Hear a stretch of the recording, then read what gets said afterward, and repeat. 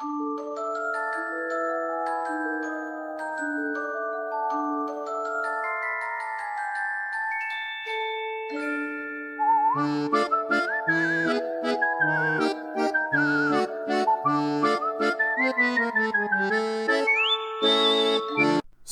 is a 2022 Canadian supernatural horror film written and directed by Edward Kyle Ball. The synopsis is, well, this movie's plot outline could honestly be written on a napkin.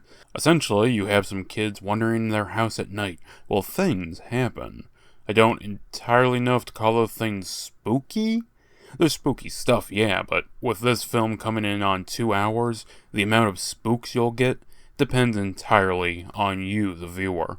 If you have any interest in this film, it would benefit you greatly to turn off this review, sit down with headphones on, preferably alone, turn off the lights, and watch the film.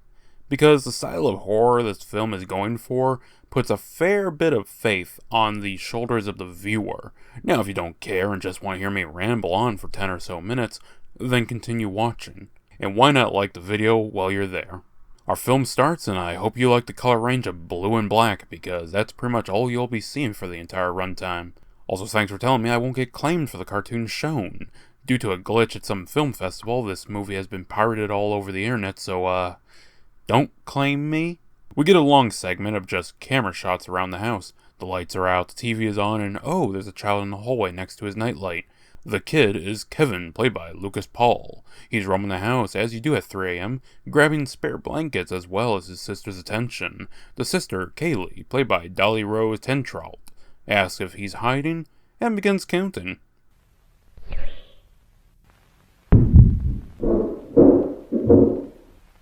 With Kevin seemingly falling down the stairs, all the lights turn on and all the residents come rushing, namely Mom and Dad, played by Jamie Hill and Ross Paul accordingly. Yes, father to Lucas Paul. And I'm surprised no one's made this joke, but finding her boy at the bottom of the stairs half-brained, the mom was probably like, Kevin! Anyways, Kevin is rushed to the hospital, and it's via the dad that we learn from Kaylee that Kevin was sleepwalking. We further learn that he didn't even require stitches, so happy ending? Some undisclosed time later, the lights go out again, but the children roam the house. The house where spooky stuff is beginning to occur.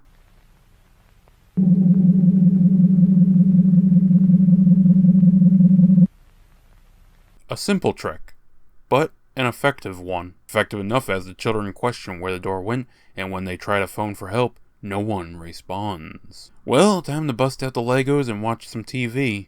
Oh, but Kaylee can't watch TV with the light on, so of course I turn them off. Weird. Normally I only ever had problems with the TV and light when it was caused by the sun, but these are school-age kids, and their biological clock has been trained to tell them when to wake up. Yeah, sure, it's still black and blue, there's doors disappearing, and we're MIA 2 parents, but being tardy is too far. Making and enjoying the best Brian cereal, Kaylee decides to go upstairs to get some stuff. What's up there waiting for her? Someone, or something, has unplugged the nightlight. Plugging it back in, the light is quickly removed. Kaylee starts asking questions, but the moment Kevin starts to plan, something bangs and scrapes, catching their attention. What was that? Yep, that's a Class 3 haunting. Later on, Kevin takes Kaylee to see something devious.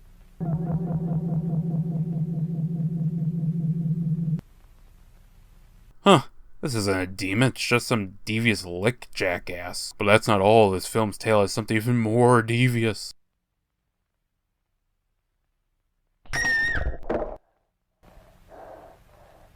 Toy. Yeah, jump scares in a film that is really quiet. In a film that's primary noise you'll be hearing is a fuzzy hum. A hum that will likely cause many to doze off. Yeah, around this point I was struggling to stay awake. The plot has me interested at moments, but largely it will keep lulling me back into sleep, only to then have my ears raped with loud noises. It'll do this like 5 or 7 times more, by the way. If there's one thing to make people dislike this film with a passion, it's that cheap shit. But what made her scream? Oh, yeah, her brother just spooked her by accident. Barbie Crazy Glue isn't talked about past this. So ignoring the strange ongoings, the two settle down to watch more cartoons and play Legos. Honestly, the only thing frightening is my foot with how many Legos are hidden away in the darkness. Okay, well something starts happening when a strange voice beckons Kaylee upstairs. What does she find but her father, sat alone in his bedroom? Asking her to look under the bed, she does just that, only to see that now it's her mother sat on the bed. Your father. Okay, good to know. Kaylee does a smart thing, heads back downstairs with her and Kevin barricading the hallway with the couch. There was also this weird hand that reached into the room, but that's also a jump scare headache, so I'll just show you a picture. But whatever is here isn't done just yet, as it calls Kaylee to the basement.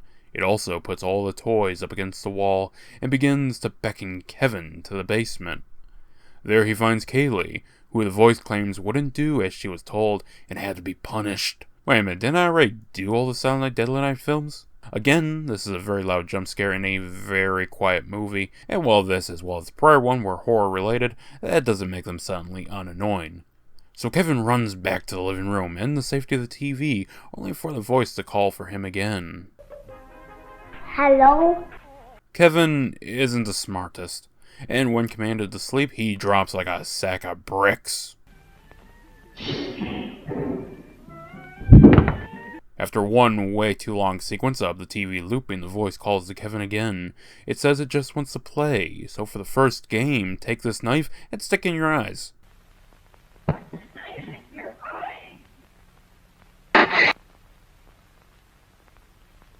3:28 a.m.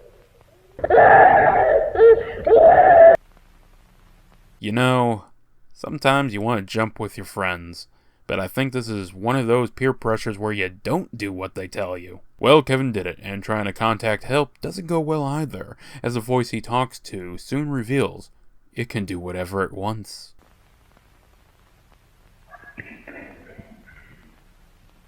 After more surreal and strange images, Kevin is walking on the ceiling and walks through a void. We then get text that informs us it's been 572 straight days of this. More creepy shit.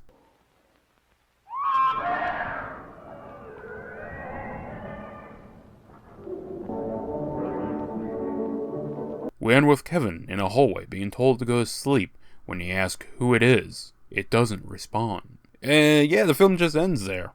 Well, it's a movie. A movie made on a budget of 15K Canadian dollars, and I'm convinced all of that went towards buying the Legos. This movie proves good marketing works, as it went on to have an opening weekend of $818,943. I'm guessing USD, they didn't specify that on IMDb, and a worldwide gross of $2,053,360. God damn. Honestly, where's my Legos? Honestly, I think I would have enjoyed this film more if it dropped the jump scares and trimmed like 50 minutes of it. A short film of this probably would have been better, which is funny to say because while researching this film, I found out that the creator Ball ran a YouTube channel called Bite-Sized Nightmares, where he'd ask people to comment their nightmares and then make recreations of them. In fact, Skinamarink here is a bigger and longer version of a 2020 short film called Heck. Which is ironically funny because there was supposed to be a segment in this where the kids swear, but the boy wouldn't do it and the girl kept laughing, so they scrapped it. This film's title is taken from a song in the 1958 film Cat on a Hot Tin Roof, which he would alter slightly so as to prevent children from stumbling on this film.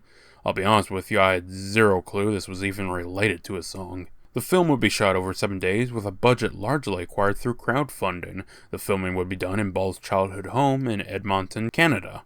A fair few of the toys were from his actual childhood. Skinamarink premiered at the 26th Fantasia International Film Festival in Montreal, Canada on July 25, 2022. Several more film festivals would pick it up, with one accidentally leaking the film. It spread like wildfire, and while Ball was upset at the piracy, he was happy about the positive reaction. I will say, I think that a lot of people on TikTok just want to be that person to claim, this film is terrifying, first for the clicks. Not that this film isn't intriguing, just that it's not very scary, especially not to the degree of people saying it's traumatizing. Honestly though, with some people, I wouldn't be surprised. If you watched all the way through to the end, thank you, and if you are interested in hearing more about this film, then check out the end screen, where I'll have 2 reviews of this film that I really enjoyed. This movie is respectable for what it did and achieved, but it isn't anything I care to watch again. Just watching it write the script, I found myself dozing off. It's worth a watch, just to have seen what a person can achieve, but I wouldn't blame you for setting it to 2 times speed.